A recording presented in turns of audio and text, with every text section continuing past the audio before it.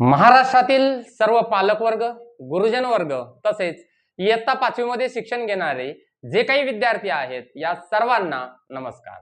बघा, जवाहर नवोदय विद्यालय आणि इयत्ता 5वीचा विद्यार्थी यांचं एक खूप गोड समीकरण असतं, कारण पालकांनाही असं वाटत असतं की माझं मूल एका चांगल्या दर्जाच्या शाळेमध्ये त्याने शिक्षण घ्यावं आणि खरोखर ही इयत्ता 5वी मध्ये शिक्षण घेणाऱ्या विद्यार्थ्यांसाठी एक सुवर्ण संधी असते। पण 2027-28 या शैक्षणिक वर्षासाठी आपल्याला ज्या वेळेला जवाहर नवोदय विद्यालयामध्ये प्रवेश करायचा असेल, काही विद्यार्थ्यांनी इयत्ता 4थी पासून तयारी सुरूही केलेली आहे, पण या वर्षी मात्र काय झालेलं आहे, थोडासा बदल हा झालेला आहे।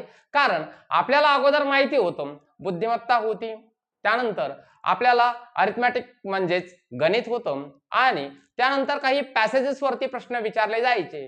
पण मात्र यावर्षी थोडासा मॅथ्सचा म्हणजेच बुद्धिमत्तेचा काही सिलेबस कमी करण्यात आलेला आहे आणि त्यामध्ये भर घालण्यात आलेली आहे, ती म्हणजे ईव्हीएसची। परिसर अभ्यासाचे प्रश्न कसे असणार आहेत आणि एकूणच हा पॅटर्न कसा आहे हा आज आपल्याला समजून घ्यायचा आहे। व्हिडिओ शेवटपर्यंत आणि काळजीपूर्वक बघा, म्हणजे तुम्हाला कुठल्याही डाऊट तुमच्या मनामध्ये राहणार नाही की माझ्या मुलाने जवाहर नवोदय विद्यालयाची तयारी करावी कशी। तुमच्या खेडेगावातून सुद्धा तुमचा मुलगा नक्कीच तयारी करू शकतो। कशी? तर या पद्धतीने बघा, जवाहर नवोदय विद्यालयामध्ये प्रवेश जर घ्यायचा असेल तर आपल्याला इयत्ता 5वी मध्ये जवाहर नवोदय विद्यालय प्रवेश पूर्व परीक्षा ही देणं अनिवार्य आहे आणि या परीक्षेचे फॉर्म नियर अबाउट सगळ्या शाळांनी भरलेले आहेत। इथे तुम्हाला काही इंग्लिश मध्ये गोष्टी दिसतही जरी असल्या, घाबरून जाऊ नका, सगळ्या गोष्टी तुमच्या समोर क्लिअर करणार आहे। बघा, जवाहर नवोदय विद्यालय म्हणजे नॅशनल पॉलिसी ऑफ एज्युकेशन 1986 यानुसार काय झालेली आहे, आपल्या देशांमध्ये जवाहर नवोदय विद्यालयाची स्थापना करण्यात आलेली आहे आणि प्रत्येक जिल्ह्याला एक जवाहर नवोदय विद्यालयाची शाळा असते। बघा, नॅशनल पॉलिसी ऑफ एज्युकेशन 1986, राष्ट्रीय शैक्षणिक धोरण 1986 नुसार आपल्या प्रत्येक जिल्ह्यामध्ये जवाहर नवोदय विद्यालयाची एक शाळा आहे। सर्व 27 राज्यांमध्ये तसेच 8 जे काही युनियन टेरिटरीज आहेत त्यामध्ये आहे। आपण त्यापैकी महाराष्ट्र या राज्यामध्ये येतो आणि प्रत्येक जिल्ह्याला एक शाळा निश्चितच आहे। बघा, या शाळेमध्ये सगळ्यात महत्त्वाचं आहे ते म्हणजे को एज्युकेशनल रेसिडेन्शियल स्कूल आहे ती, म्हणजे निवासासह तिथं शिक्षण उपलब्ध होत असतं। मुलांची राहण्याची सुद्धा सोय तिथे असते, हे सगळ्यांनाच निश्चित रूपाने माहिती आहे आणि फुल्ली फायनान्स ऍडमिनिस्ट्रेशन आहे, म्हणजे सगळं जे काही अनुदान आहे, म्हणजे शाळेवरचा खर्च तर झालाच झाला, पण विद्यार्थ्यांवरही होणारा खर्च ते कोण देतं, तर आपलं सेंट्रल गव्हर्नमेंट देत असतं। सेंट्रल गव्हर्नमेंट हा सगळा खर्च उचलतो आणि चांगल्या दर्जाचं शिक्षण तिथे विद्यार्थ्यांचं व्हावं हा त्यांचा सगळ्यात महत्त्वाचा मोठा असतो। बघा, ही एक ऑटोनॉमस बॉडी आहे, म्हणजे जवाहर नवोदय विद्यालय जे आहे ते ऑटोनॉमस संस्था आहे, एक स्वायत्त संस्था आहे, म्हणजे ते त्यांच्या पद्धतीने नियम बनवू शकतात का? हो, बनवू शकतात। त्यानंतर बघा, जवाहर नवोदय विद्यालय सिलेक्शन टेस्ट आपल्याला या विद्यालयामध्ये प्रवेश घ्यायचा असेल तर ती द्यावीच लागते आणि ती देणं ही अनिवार्यही आहे। अनिवार्य असून सुद्धा त्यामध्ये आपल्याला मेरिटला यावं लागतं। तर या सगळ्या काही गोष्टी ज्या आहेत, या सगळ्या काही गोष्टींची चर्चा आज आपल्याला या व्हिडिओच्या माध्यमातून करायची आहे। पहिल्यांदा जर व्हिडिओ पाहत असाल तर आपल्या चॅनलला सबस्क्राईब मात्र करून ठेवायचं आहे, कारण या चॅनलवरती तुम्हाला मिळणार आहेत जवाहर नवोदय विद्यालयाचे सगळे शैक्षणिक व्हिडिओ। कुठेही जाण्याची गरज तुम्हाला पडणार नाहीये। आता बघा, इथे सुद्धा काही गोष्टी ज्या आहेत त्या काळजीपूर्वक समजून घ्या। महत्वाचं जवाहर नवोदय विद्यालय निर्माण का झालेली आहेत, तर त्यांचं ऑब्जेक्टिव्ह काय आहे, ऑब्जेक्टिव्ह मेन स्कीम त्यांची ही आहे to provide good quality of modern education. काय झालं पाहिजे, विद्यार्थ्यांमध्ये जे मॉडर्न एज्युकेशन आहे ते मॉडर्न एज्युकेशन विद्यार्थ्यांपर्यंत पोहोचलं पाहिजे आणि कसं, including a strong components of culture, हे सगळ्यात महत्वाचं आहे। फक्त शाळेत जाणं म्हणजे शिक्षण नव्हे, तर त्या शिक्षणासोबत आपल्याला काय काय मिळणं गरजेचं आहे, तर आपल्याला त्या विद्यार्थ्यांमध्ये कल्चर, इन्क्लुजन ऑफ व्हॅल्यूज, त्यांच्यामध्ये मूल्ये रुजवली गेली पाहिजेत अवेअरनेस ऑफ इन्व्हायरमेंट बद्दल त्यांच्यामध्ये अवेअरनेस निर्माण झालं पाहिजे. या सगळ्या ज्या काही गोष्टी आहेत, या सगळ्या काही गोष्टी तुम्हाला एकाच छताखाली मिळतात आणि ते म्हणजे जवाहर नवोदय विद्यालयाची शाळा. बघा, प्रामुख्यानं ग्रामीण भागातील विद्यार्थ्यांना, जे गुणवान मुलं आहेत, यांना उच्च दर्जाचं आधुनिक शिक्षण देण्याचं काम ही संस्था इथे करत असते. तर आपल्याला या गोष्टीसाठी तयार व्हायचं आहे. नो डाऊट की जवाहर नवोदय विद्यालयाच्या शाळा ज्या आहेत त्या खूप बेस्ट ऑफ बेस्ट आहेत. प्रायव्हेट शाळेमध्ये 1-1 लाख रुपये भरून सुद्धा जो दर्जा मिळणार नाही, तो दर्जा तुम्हाला कुठे मिळणार आहे, तर जवाहर नवोदय विद्यालयामध्ये मिळणार आहे. पण मात्र त्यासाठी करावं काय लागणार आहे, तर पुढे कंटिन्यू पाहत राहा, म्हणजे तुमच्या लक्षात येईल. बघा, आपल्याला जी काही टेस्ट द्यायची आहे, आता जर पालक हा व्हिडिओ बघत असाल, आपला मुलगा 5वीला असेल, त्याला जरा बोलावून घ्या आणि त्याला सुद्धा आपल्या जवळ बसवा. कारण खऱ्या अर्थानं परीक्षा द्यायची कुणाला, मुलांना द्यायची, त्यांना समजणं गरजेचं आहे. चला, इथपर्यंत व्हिडिओ तुम्ही बघितला म्हणजे तुम्हाला नक्कीच असं वाटतंय की माझं मूल हे जवाहर नवोदय विद्यालयामध्ये नक्कीच ऍडमिट झालं पाहिजे, म्हणजे तुम्ही बेस्ट ऑफ बेस्ट पालक आहात. चला पुढच्या गोष्टीला सुरुवात करूयात. बघा, JNV selection test for admission to class 6 इयत्ता 6वी साठी ऍडमिशन आपल्याला मिळवायचं आहे जवाहर नवोदय विद्यालयामध्ये. त्यामध्ये परीक्षा कोणत्या क्लासमध्ये द्यायची आहे, तर इयत्ता 5वी मध्ये द्यायची आहे. आणि 2027-28 मध्ये आपल्याला जी काही एक्झाम द्यायची आहे, त्या एक्झामची तारीख आहे 28 नोव्हेंबर 2026. 28 नोव्हेंबर 2026 ला ही परीक्षा होणार आहे. वेळ खूप खूप कमी आहे, त्यामुळे तयारी सुद्धा त्या दिशेने करणं गरजेचे आहे. थोडासा अभ्यासक्रम बदललेला आहे.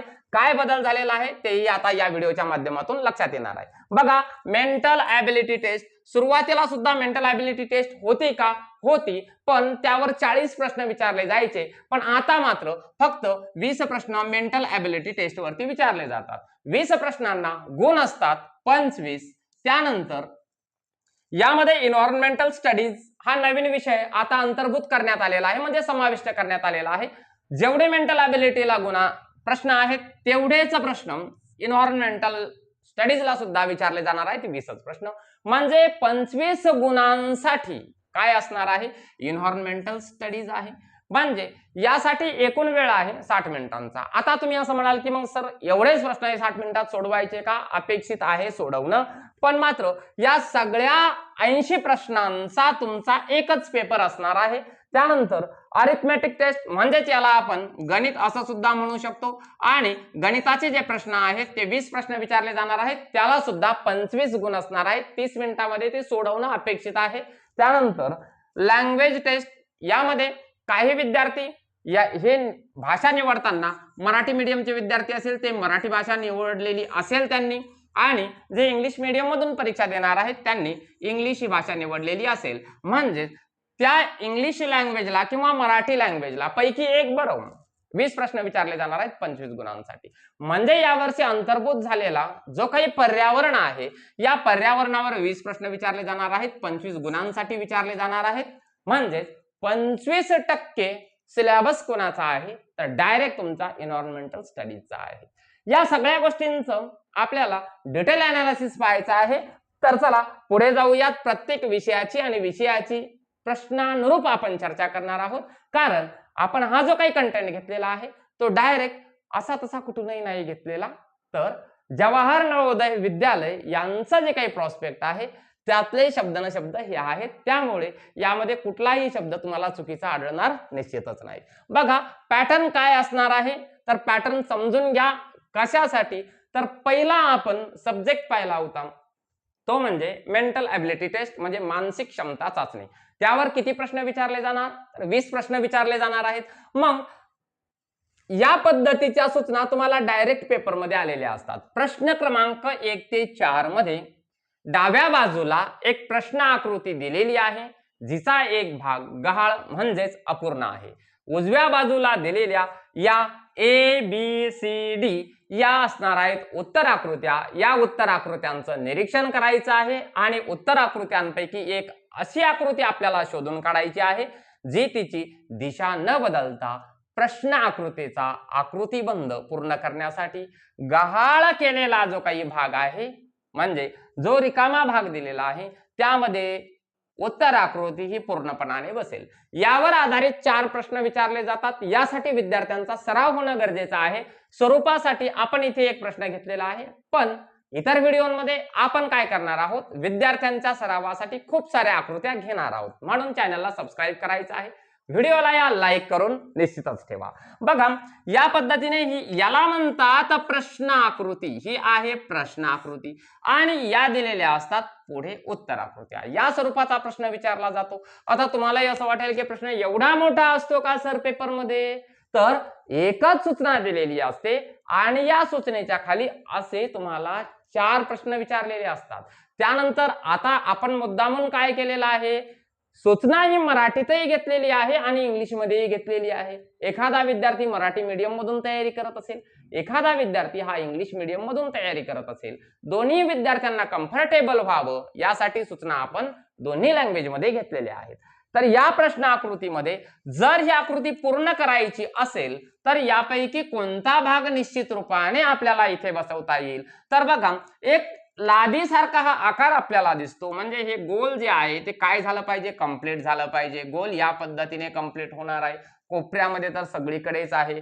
त्यानंतर ही जी रेषा आहे ही रेषा काय होणार आहे, तर या पद्धतीने कंप्लीट होणार आहे। त्यानंतर इथे एक रेषा काढलेली आहे आणि ही रेषा या पद्धतीने आहे। अशी आकृती तुम्हाला कुठे दिसते, तर पर्याय क्रमांक ए मध्ये दिसते। अशा प्रकारे विद्यार्थ्यांना आपल्याला तयार करायचं आहे, जेणेकरून की विद्यार्थ्यांना अचूक आकृती ओळखता आलीच पाहिजे। तुम्ही एक चर्चा म्हणून करू शकता की ज्या विद्यार्थ्यांनी मागच्या वर्षी तयारी केलेली आहे, आपल्या गावातले काही विद्यार्थी असतात, त्यांच्या पालकांसोबत चर्चा करू शकता की जवाहर नवोदय विद्यालयाचं मेरिट हे 90+ असतं प्रत्येक वर्षाला आणि या वर्षी सुद्धा ते तसंच असणार आहे। त्यामुळे विद्यार्थ्यांची चुकूनही एखादी मिस्टेक ही होता कामा नये, यासाठी चांगलं प्रिपेअर होणं हे खूप गरजेचं आहे। त्यानंतर पुढच्या प्रश्नाकडे आपल्याला जायचं आहे। तर बघा, पुढच्या प्रश्नाकडे म्हणण्यापेक्षा पुढचे प्रश्न कोणत्या प्रकारचे असणार आहेत हे समजून घ्या। बघा, प्रश्न क्रमांक 5 ते 8 मध्ये डाव्या बाजूला काय दिलेला आहे, प्रश्न आकृत्यांचा एक संच दिलेला आहे आणि चौथ्या आकृतीची जागा काय केलेली आहे, तर इथे रिकामी ठेवलेली आहे। म्हणजे आपल्याला काय करायचं आहे, तर हा पहिला भाग कसा होता तो समजावून घ्यायचा, त्यानंतर आकृती पुढे कशी कंप्लीट झाली हे समजावून घ्यायचंय, त्यानंतर पुढे ती कशी कशी कंप्लीट होते आणि इथे नेमकं काय येईल हे आपल्याला काय करायचं असतं, शोधायचं असतं। तर बघा, सूचना अशी दिलेली आहे, ती काळजीपूर्वक समजून घ्या।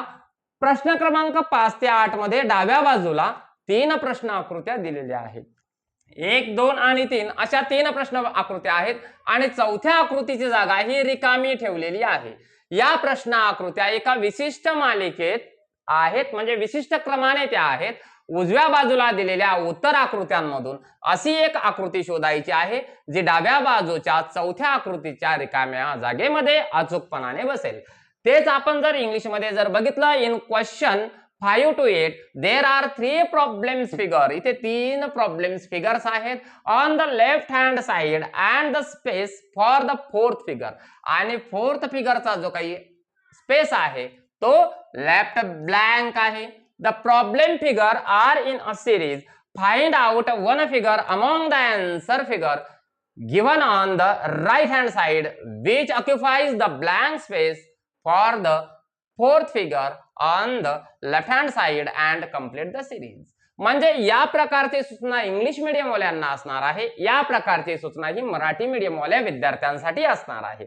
तर आपण आता याचा शोध घेऊयात, म्हणजे आपल्याला फक्त एक पॅटर्न समजून घ्यायचा आहे इथे। तर बघा बरं, जर आपण काळजीपूर्वक तुम्ही विद्यार्थी बालमित्रांनो निरीक्षण जर केलं तर तुमच्यासाठी आता स्पष्ट दिसावा यासाठी एक रेड पेन मी इथे घेतो। बघा, या पद्धतीने एक रेषा आहे। पुढच्या आकृतीमध्ये काय झालं, ही रेषा इकडे अशी वाढलेली दिसते, इकडे वाढलेली दिसते। त्यानंतर या आकृतीमध्ये काय झाला, वर फक्त क्रॉस होता, इथे गोल तयार झालेला आहे। त्यानंतर ही रेषा जी आहे अगेन वरती वाढलेली आहे, देन इथे क्रॉस झालेला आहे। म्हणजे ही रेषा काय होणार आहे, अशी वर नाही जाणार आहे तर इकडे कंप्लीट होणार आहेत आणि इथे गोल येणार आहे।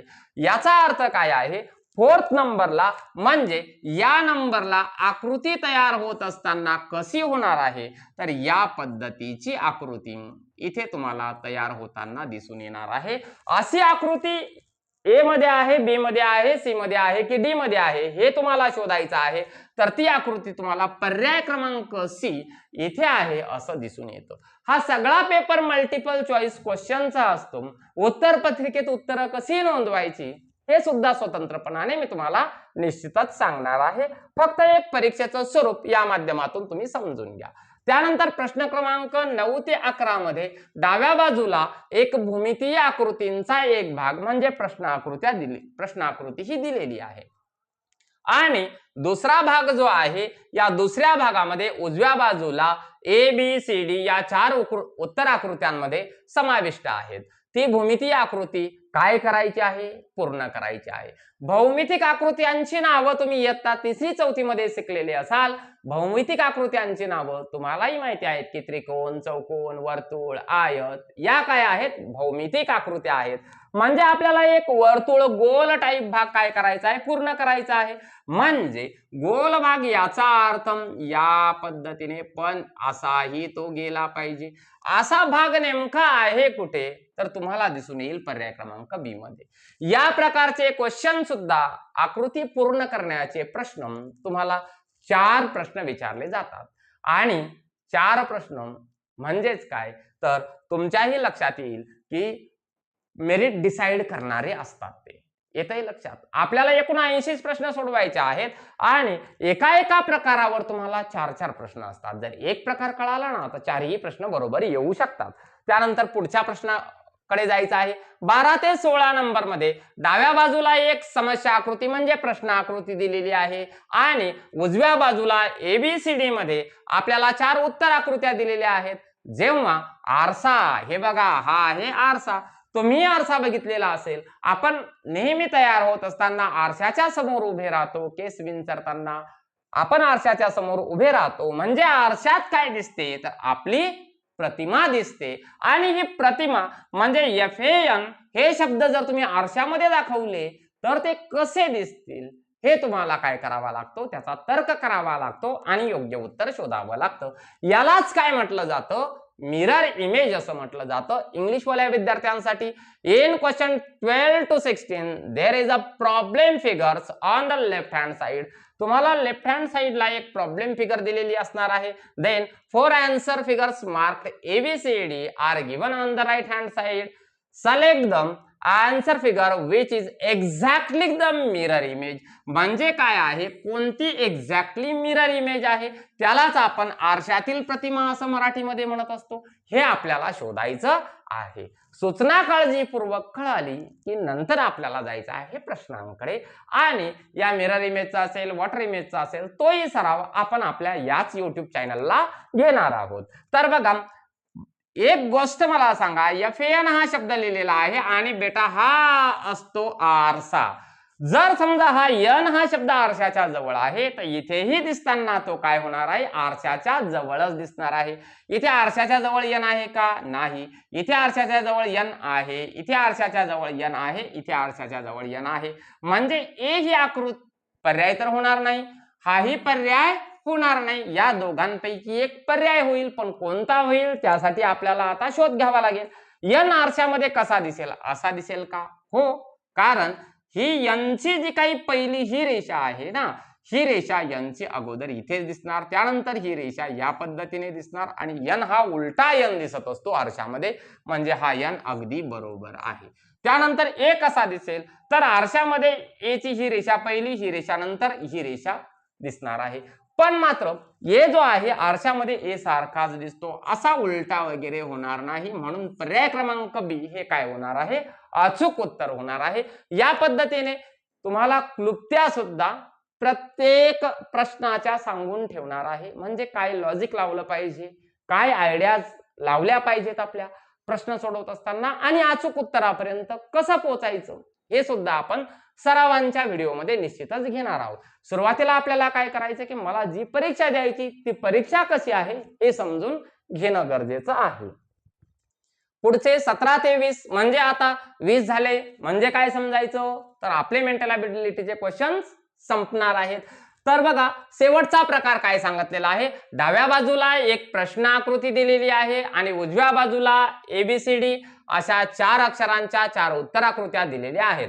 ज्या उत्तराकृतीमध्ये प्रश्न आकृती लपलेली आहे तो पर्याय आपल्याला निवडायचा आहे. बघा आपल्याला प्रश्न आकृतीमध्ये असे एक पंख्यासारखं दिलेलं आहे, कुठे यामध्ये कुठे लपलेलं दिसतं का बरं असा पंख्यासारखा भाग? तर बघा इथे ही दांडी आपल्याला दांडीसारखी दांडी दिसते, हा गोल दिसतो, त्यानंतर हा पंख्यासारखा भाग पहिल्याच आकृतीमध्ये लपलेला आहे, हा भाग इथे लपलेला आहे. म्हणजे लपंडाव मित्रांनो तुम्ही खेळता की नाही, त्या पद्धतीने लपलेली आकृती आपल्याला शोधायला नवोदयच्या परीक्षेमध्ये विचारतात. यावर 4 प्रश्न तुम्हाला विचारले जाणार आहेत. तर इंग्लिशवाल्या विद्यार्थ्यांसाठी तीच सूचना आहे.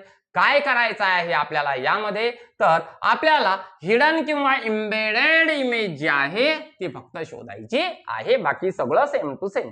आता चला ज्या गोष्टीमध्ये महत्वाचा बदल यावर्षी जवाहर नवोदय विद्यालयाने केलेला आहे, जवाहर नवोदय विद्यालय समितीने काय बदल केलेला आहे ते आता काळजीपूर्वक आपल्याला घ्यायचं आहे समजावून. तर बघा प्रश्न क्रमांक 21 पासून 40 पर्यंत आपण 1 ते 20 प्रश्नांची चर्चा केलेली आहे. त्याचं स्वरूप काय असणार आहे ते मी तुम्हाला सांगितलेलं आहे. नियर अबाउट ते मागच्या वर्षातल्या सिलेबस सारखंच आहे. पण आता 21 ते 40 पर्यावरण अभ्यास मधून विचारले जाणारे जे काही प्रश्न आहेत त्या प्रश्नांची संख्या, एकूण प्रश्न तुम्हाला असणार आहेत किती, तर 20 प्रश्न विचारले जाणार आहेत. या म्हणजे 20 क्वेश्चन्स तुम्हाला विचारले जाणार आहेत. यामध्ये काय आहे तर बहुपर्यायी प्रश्न जे आहेत ते 15 प्रश्न असणार आहेत आणि 5 प्रश्न जे असणार आहेत ते उतार्यावर आधारित असणार आहेत. म्हणजे तुम्हाला 15 क्वेश्चन हे MCQ टाइप असणार आहेत. त्यानंतर 5 क्वेश्चन जे आहेत ते पॅसेज बेस्ड असणार आहेत. पॅसेजवर एक पॅसेज दिलेला असणार, त्याखाली तुम्हाला प्रश्न विचारले जाणार आहेत. असे एकूण 20 प्रश्न हे EVS चे तुम्हाला विचारले जाणार आहेत, म्हणजे परिसर अभ्यास या विषयावर विचारले जाणार आहेत. त्यांचं स्वरूप कसं असणार आहे, त्यांचे घटक कोणते असणार आहेत याचीही चर्चा आता आपल्याला करायची आहे. तर चला बघा परिसर अभ्यास म्हणजे एन्व्हायरमेंटल स्टडीज मध्ये मागे चर्चा केल्याप्रमाणे 20 प्रश्न असणार आहेत, गुण त्याला एकूण 25 गुण असणार आहेत. तर यामध्ये सिलेबस नेमके घटक त्यांनी निवडलेले घटक कोणते आहेत, तर नैसर्गिक जग हे तुम्ही इयत्ता 3री 4थी मध्ये शिकलेले आहात बरोबर.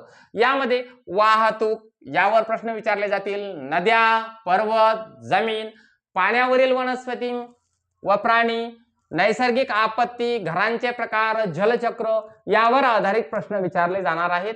म्हणजे मानवी शरीर, अन्न आणि पोषक घटक, स्वच्छता, नीटनेटकेपणा, ज्ञानेंद्रिय, पचन संस्था, ज्ञानेंद्रिय असेल, पचन संस्था असेल, रक्ताभिसरण संस्था असेल, श्वसन संस्था असेल, यावर आधारित प्रश्न विचारले जाणार आहेत. कारण हे घटक तुम्ही तुमच्या शालेय पुस्तकांमधून शिकत आहात. बघा दैनंदिन जीवनातील विज्ञान, अन्न टिकविणे, पाणी, हवा प्रदूषण, पाणी व माती यांचं संरक्षण हे या घटकांवर प्रश्न विचारले जाणार आहेत. सामाजिक परिसर, भारतातील सर्वोत्कृष्ट गोष्टी कोणत्या आहेत, भारतातील सर्वात उंच काय, भारतातील सर्वात मोठे काय, यावर आधारित प्रश्न म्हणजे जनरल नॉलेजचे प्रश्न सुद्धा यामध्ये अंतर्भूत असणार आहेत. राज्य आणि राजधानी, जसं की महाराष्ट्राची राजधानी जी आहे ती मुंबई आहे, तर आपल्याला वेगवेगळी आपल्या या देशामध्ये असलेली राज्य, त्यांच्या राजधान्या यांची नावं माहीत असणं खूप गरजेची आहेत. त्यानंतर आपली राष्ट्रीय प्रतीके, सणांबद्दलचे प्रश्न, त्यानंतर ऋतूविषयीचे प्रश्न, पिकांविषयीचे प्रश्न आणि कपड्यांविषयीचे प्रश्न. म्हणजे आपण सुद्धा जे अभ्यासक्रमामध्ये शिकत आहोत त्या अभ्यासक्रमावर आधारितच प्रश्न विचारले जाणार आहेत. फक्त आपल्याला आपला अभ्यासक्रम चांगला समजणं, उमगणं म्हणजेच आकलन होणं खूप गरजेचा असतो. तर यामध्ये प्रश्नाचं स्वरूप कसं असणार आहे तेही एकदा आपण नजर टाकून घेऊयात. बघा काय म्हटलेलं आहे यामध्ये, during the water cycle water is a process called when the sun heat ups water in the rivers and oceans turning it into a water vapour. आता तुम्ही म्हणाल की सर इंग्लिशचा प्रश्न कसा काय आला, तो इंग्लिश मीडियमवाल्या विद्यार्थ्यांसाठी आहे आणि मराठीमध्ये तोच प्रश्न इथे आपण जसा आहे तसाच घेतलेला आहे. जलचक्र म्हणजेच वॉटर सायकल दरम्यान जेव्हा सूर्य जो आहे तो नद्या आणि महासागरांमधील पाण्याचे उष्णतेमुळे वाफेत रूपांतर करतो तेव्हा त्या प्रक्रियेला काय म्हणतात, तर इथे तुम्हाला मी डायरेक्ट उत्तर सांगून ठेवतो, त्याला बाष्पीभवन असं म्हणतात. आणि हे जे टॉपिक आहे हे आपण तुमच्याकडे तुमच्यासाठी डिटेल्स म्हणून घेणार आहे. आणि सगळ्यात महत्वाचं म्हणजे कुठलीही पेड बॅच आपली नाही. जे काही असणार आहे ते सगळ्या विद्यार्थ्यांसाठी फ्री ऑफ कॉस्ट युट्यूबवर असणार आहे. ही गोष्ट इथं लक्षात ठेवा. इंग्लिशवाल्या विद्यार्थ्यांसाठी त्यालाच इव्हॅपोरेशन असं आपण म्हणत असतो. या पद्धतीचे प्रश्न तुम्हाला काय होणार आहेत तर ईव्हीएस मध्ये म्हणजे परिसर अभ्यासामध्ये विचारले जाणार आहेत. बघा, परिसर अभ्यासामध्ये उतारे कशा स्वरूपाचे विचारले जाणार आहेत. आपण जवाहर नवोदय विद्यालयाच्या प्रॉस्पेक्ट मध्ये दिलेला उतारा ऍज इट इज इथं घेतलेला आहे. प्रश्नही तसेच घेतलेले आहेत. नियर अबाउट या प्रकारचे प्रश्न तुम्हाला विचारले जाणार आहेत. उतार्यासाठी खऱ्या अर्थानं गरजेचं काय आहे बेटा, तुम्हाला वाचन येणं गरजेचं आहे. वाचन करून तुम्हाला तो उतारा समजणं खूप गरजेचं आहे. म्हणून जे मुलं वाचनात थोडेसे कमी असतील त्यांनी वाचनाचा सराव करा. जे इंग्लिश मीडियम मधून परीक्षा देणार आहेत त्यांनी इंग्लिश मीडियम मधूनच उतारे वाचा, म्हणजे इंग्लिश लँग्वेजचे उतारे वाचा. जे विद्यार्थी मराठीतून तयारी करतायत त्यांनी मराठीचा वाचनाचा जास्तीत जास्त सराव ठेवा. बघा, उतारा काय आहे काळजीपूर्वक समजून घ्या. पूर्वी पाण्याचे महत्व खूप जास्त होते. जैसलमेरचा राजा घाडसिंग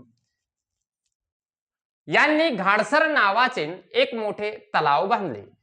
सर या शब्दाचा अर्थ तलाव असा होतो. लोकांकडे नेहमी पाणी राहावे म्हणून त्यांनी 650 वर्षापूर्वी हे तलाव बांधले होते. हे तलाव खूप हुशारीने बनविलेले होते.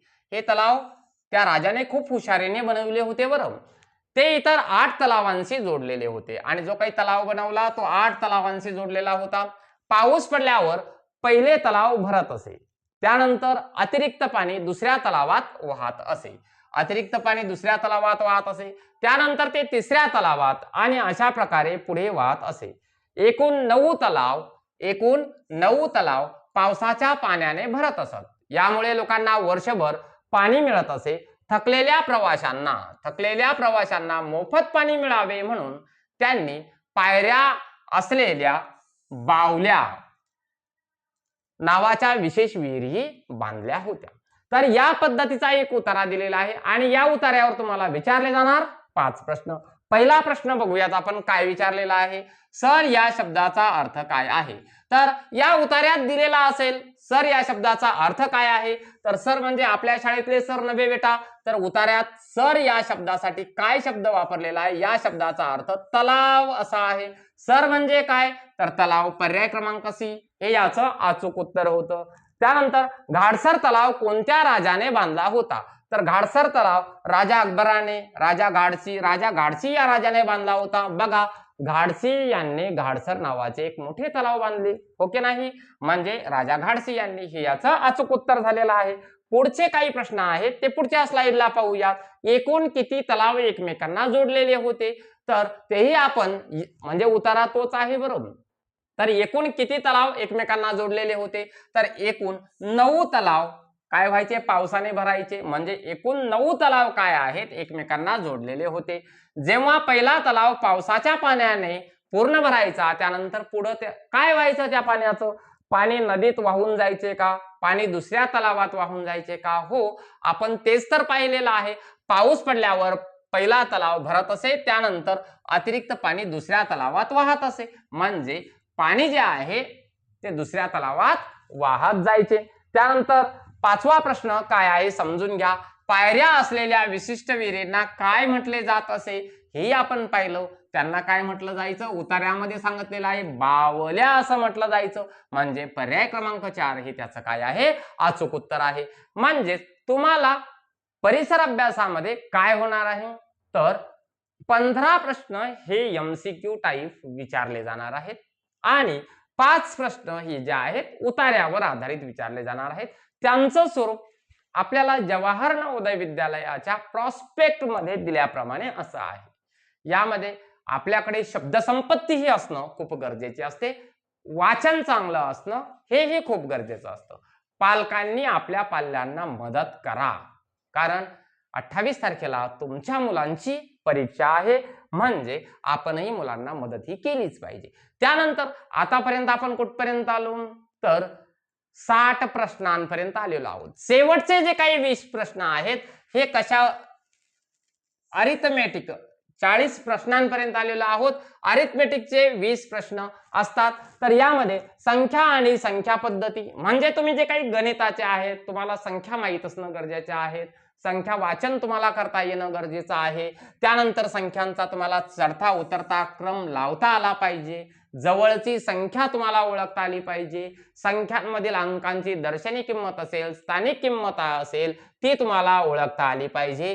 गणिताच्या ज्या काही मूलभूत क्रिया आहेत म्हणजेच बेरीज, वजाबाकी, गुणाकार, भागाकार या गोष्टी तुम्हाला करता येणं गरजेचे आहे. आता तुम्ही हा विचार करू नका विद्यार्थी बालमित्रांनो, बेरीज म्हणजे की छोट्या छोट्या 2-2 अंकांच्या बेरजा नाही. नवोदय विद्यालय समिती ही तुम्हाला मोठाल्या बेरीज आणि वजाबाकीच विचारत असते आणि शाब्दिक उदाहरणं असतात. तुम्हाला तिथे पेपरला काही असं दिलं जाणार नाहीये की 440 अधिक 212 म्हणजे किती, एवढं सोपंही दिलेलं नसतं. शाब्दिक उदाहरणही असतात आणि तेही आपल्याला सोडवता आले पाहिजे. त्याचाही सराव आपला होणं खूप गरजेचं आहे. त्यानंतर मोजमाप असेल, सरळरूप असेल, परिमिती असेल, क्षेत्रफळ असेल. काही विद्यार्थ्यांना हे शब्द नवीन निश्चितच वाटत असतील, पण या गोष्टींची तयारी सुद्धा आपण निश्चित रूपाने करूयात. त्यानंतर कोन, दिशा किंवा माहितीचे विश्लेषण. हे माहितीचं विश्लेषण म्हणजे काय, इयत्ता 5वीच्या विद्यार्थ्यांना हे थोडंसं जड वाटतं, ऐकायलाही जड वाटतं. पण माहितीचे विश्लेषण हा टॉपिक खूप खूप सोपा असतो. कारण हा टॉपिक कशावर आधारित आहे तर आलेखावर आधारित आहे. तुम्हाला माहिती दिलेली असते आणि त्यावरून प्रश्नांची उत्तरं शोधावी लागतात. चांगली तयारी करा म्हणजे काय होईल, चांगले गुण मिळतील. या पद्धतीने बघा प्रश्नांचं स्वरूप कसं आहे ते सुद्धा इथं चर्चेला घेतलेलं आहे. पहिल्या 5 विषम संख्यांची सरासरी किती, म्हणजे आपल्याला संख्या ज्ञानामध्ये समविषम संख्या माहिती पाहिजेत. मग आपल्याला पहिल्या 5 विषम संख्यांची सरासरी इथे विचारलेली आहे. तर पहिल्या 5 विषम संख्या ज्या आहेत त्या 1 अधिक 3 अधिक 5 अधिक 7 अधिक 9 या आहेत की नाही बरं. विषम संख्या पहिल्या 5 विषम संख्या आहेत. आणि सरासरी म्हणजे काय तर दिलेल्या संख्यांची बेरीज भागिले एकूण संख्या. एकूण संख्या किती आहेत या 5 आहेत. या संख्यांची बेरीज केली तर ती बेरीज किती होते 25 होते. 25 ला तुम्ही 5 ने जर भाग दिला तर उत्तर काय येणार आहे 5च येणार आहे. म्हणजे जर समजा आपण पहिल्या 5 विषम संख्यांची सरासरी काढली तर ती सरासरी किती येते 5 येते. आता याला काही शॉर्टकट ट्रिक सुद्धा आहेत, त्याही आपण नेक्स्ट व्हिडिओमध्ये नक्कीच पाहणार आहोत. त्यानंतर या स्वरूपाचे प्रश्नही तुम्हाला सोडवता आले पाहिजेत.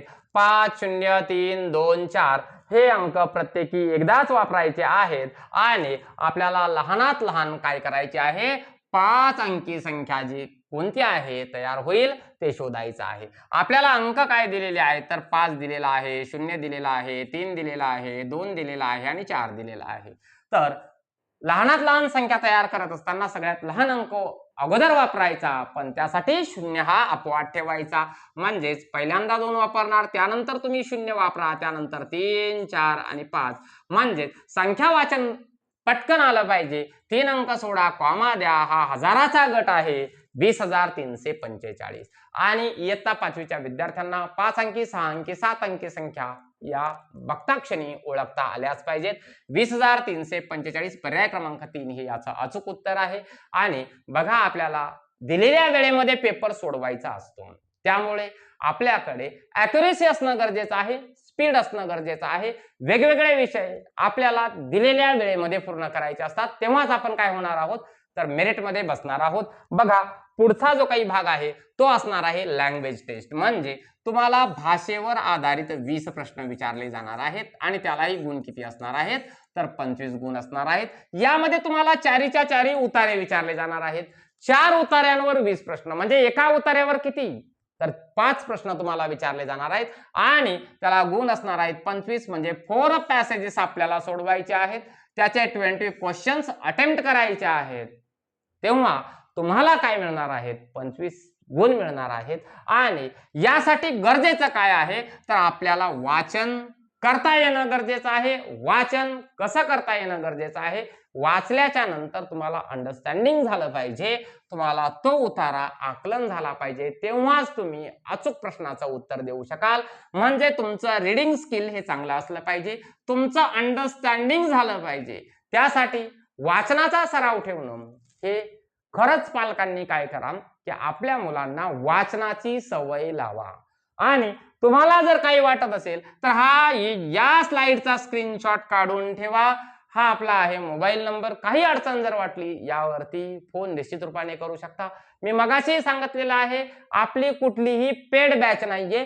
जे काही असणार आहे नवोदयचे सगळे व्हिडिओ तुमच्यासाठी YouTube वरती फ्री ऑफ कॉस्ट काय होणार आहेत, मिळणार आहेत.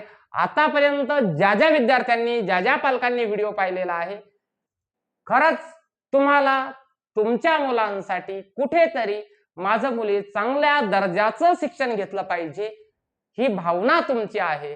त्यामुळे तुम्ही निश्चितच काय करणार आहात, तुमच्या मुलाची चांगली तयारी करून घेणार आहात.